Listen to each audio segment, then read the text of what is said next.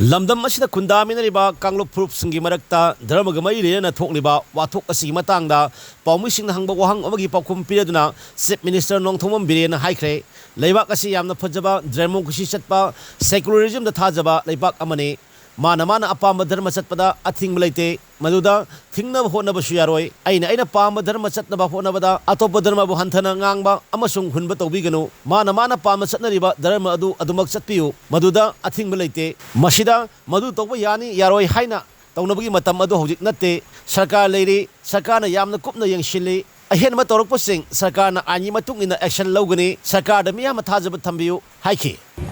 Masi nakpak tanaba kasuliti nakpak tanaba kasuliti moi yengu dharma ama mana mani Bharat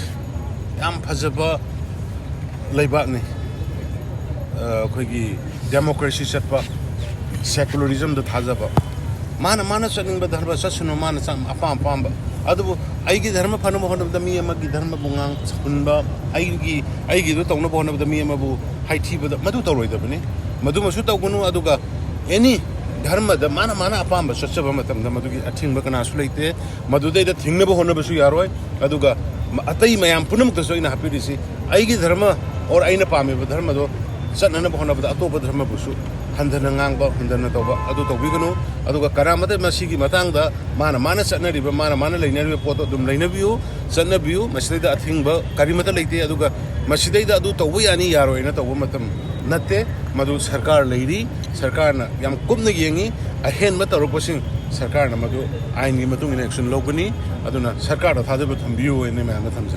IGAR South Miyang Makada Kurmari Suba Mountain Brigade na Purvata Bharat Prabikrama Thorangamai Lenana Kanglagi Noksuk Thamageti Karleri Lamthabgi Thoromda Saruk Yakhiba Chief Minister Nongthomam Birenda Paumishing na hangba atopa wahang amagi paukum piaduna wahang na haike Haujik State asi tongan basing amasung tamgi wafam kayada lamgi che naba leiriba asi miyamna puning pathabiu Haujik Pawi oina district singi boundary lepthokpa leitri yanaba wafamsu leitri committee amadi semkhre adu mathok tawdri se naba leirabadi khatnabagi mahuta manak nakpa DC nataga SDO da se thabiu government sabchana wayan jage lamgi wahobu oiro thodok amabu oiro khana cheinaba mibu phaba punba saman khajin ba tobiganu government leiri henjalaklabadi yadre khangna government action torokpa matamda government phatte hairakani khutta lo pairaga thabak Tourakpashing government khak ngakpiroi mibu hekta phaba punba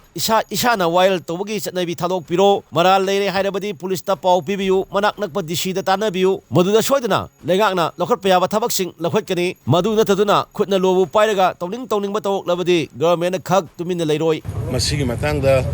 ai manipur gi miyam ichilina punamakta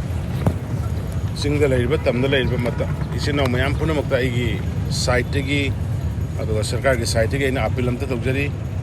huji hana leiriba district singse adom leijagishunu huji state sarkar gi site gi su district boundary sembagi gi leitri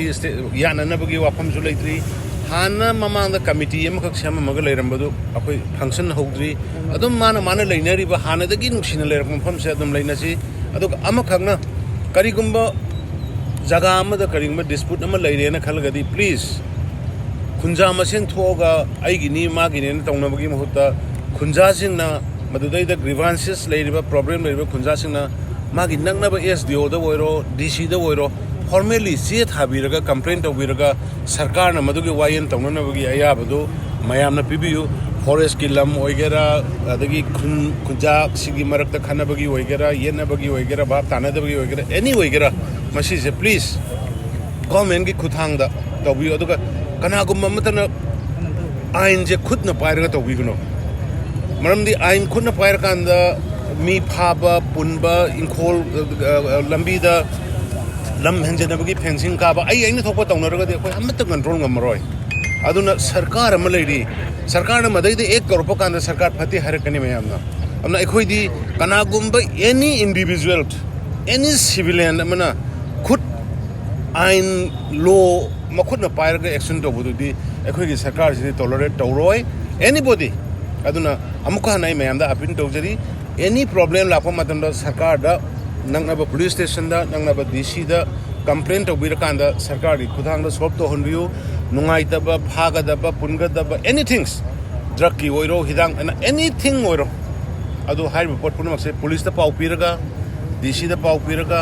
adu ga leiriba forest officer sing da pau piraga complaint to piraga da government na when understand view isa na pa mo da when to budo koi government to min leiroi government action tor pu matam da government phati haibi ganu khudna lok piraga thabak to bam ta yaroi amta to wi ganu nei mas ma pen to covid hen kal lakpa su india gi oina su ngana koi panare india gi oina su hujiksi no moda 3000 muki sang da all over india gi hen kale ai khoi da su yamna thajadana ani uhum lakpa aduna ai khoi se laiba ki lairiba situation sine adagi ama masi yenga kanda isa singa thabal chungning bu do khoi su khange thabal chungning ba khoning ma do khange aduna khoina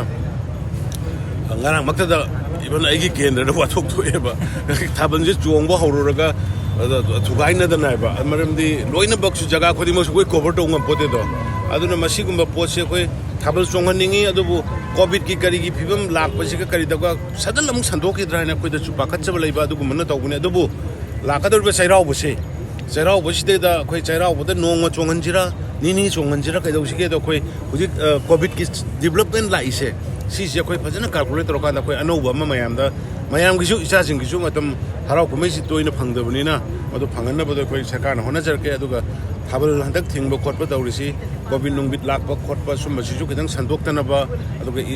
yam na ka he na harau ko mai da su yam sat khidana ba ina tawje bani adu na madu mayam na koi government da sarkar da waro bi gnu adu ga sairau bagi sidai da koi kai dau sige he ba do no mo taw godra ni taw godra kai dau sige he ba do khang khana raga mayam khana raga covid ki phiung si yenga ga mayam da pau handok jar ke hai na mai thamje Lengchin